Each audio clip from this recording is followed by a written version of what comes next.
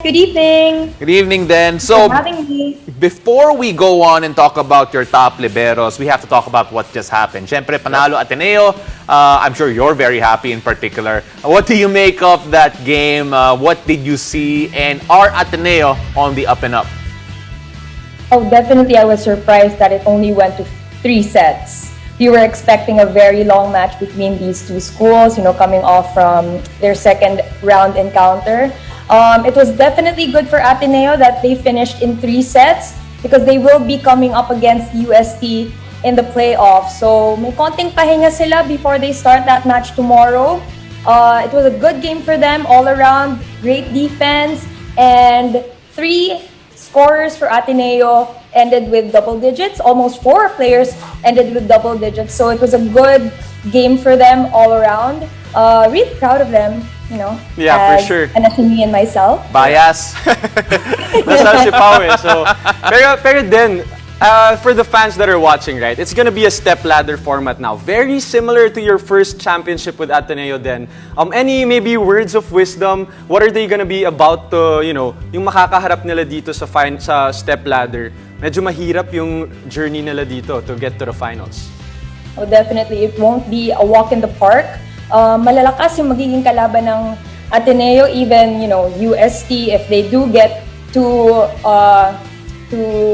face LaSalle in the next match. And of course, when they get to the finals, they will come up against a very strong and formidable opponent in NU. So they just have to take it, a game at a time, a set at a time. Huwag nilang pangunahan yung sarili nila, whichever team will make it to the end. And I hope that all the players, all the teams will come out of the season healthy. I know you called NU very strong, but I still feel like that's an understatement then. But before we move on, let's talk now about some of the top liberos that you picked out. Yep.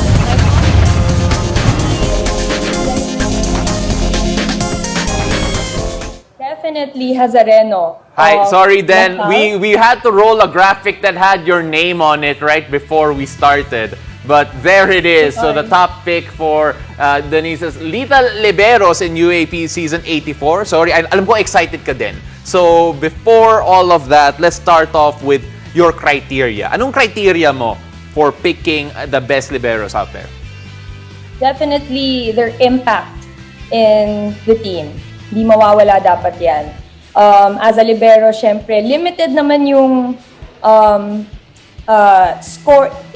Di limited. Wala ka talaga sa scoring Wala talaga. board when it comes to the game. So, kakaiba din yung libero na may malaking impact sa game for the team. Second, definitely is consistency.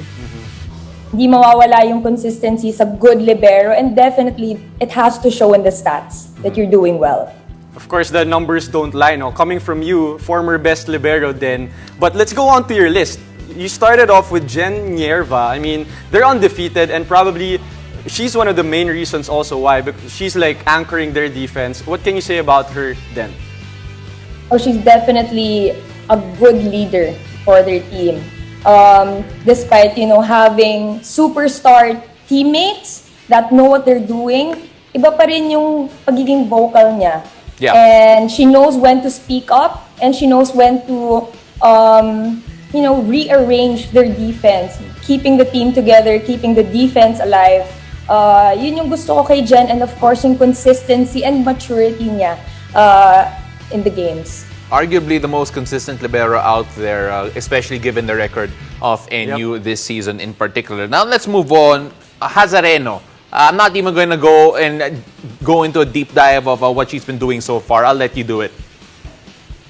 What I love about Hazareno and also Nierva is that sila lang yung liberos na hindi na nagpapalitan in the middle of the games. Like they have, the receiving libero and then the defensive libero. So yun yung gusto ko sa dalawang to, Nierva and Hazareno. And Hazareno has been solid for LaSalle, one of the best diggers and receivers in the league so far. So I really like her spunk, and at the same time, yung calmness niya during tight matches. Well, you mentioned it a while ago, si Hazareno, one of the best diggers. In fact, according to the numbers, she is the best digger this season in the UAP.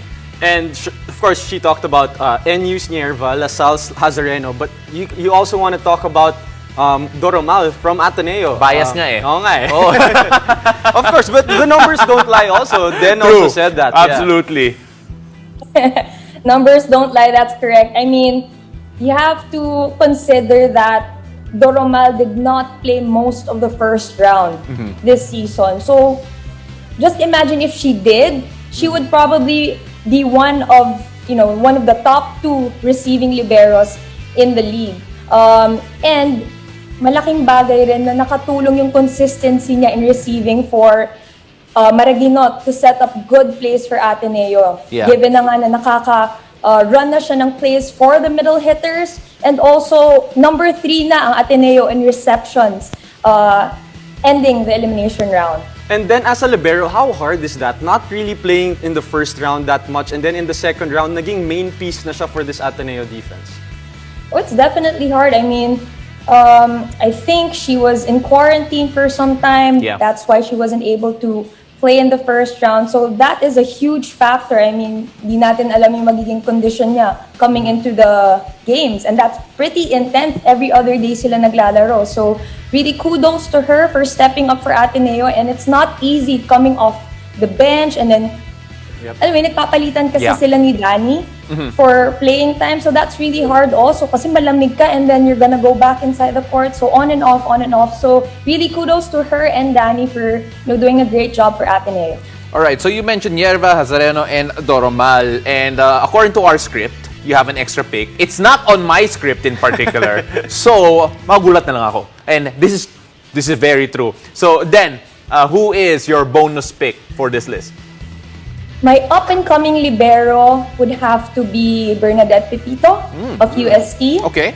One of the really good liberos coming off the UST program from high school.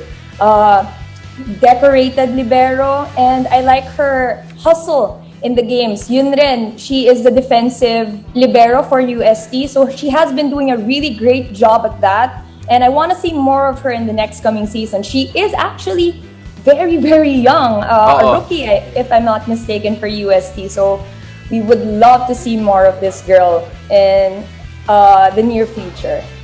All right, then before we leave this topic in particular, I can't let you go without asking this one. This question is actually courtesy of our friend si Sinjin. Sabi niya, is there any libero right now in the UAP that you see yourself in? Ooh. Hindi siya prepared dun. Before I saw Roma play, parang I saw myself in Nierva, but Nierva is so solid right now. I mean, she's playing at a different level right now. But yeah, I would see myself in Roma more, the way she plays. That's interesting. And I'm not as vocal as Jen Nierva. She's doing a spectacular job, as a leader for NU. So yeah, more on Roma ako. And I'm sure they're gonna love that coming from you. Yeah, they're gonna love that.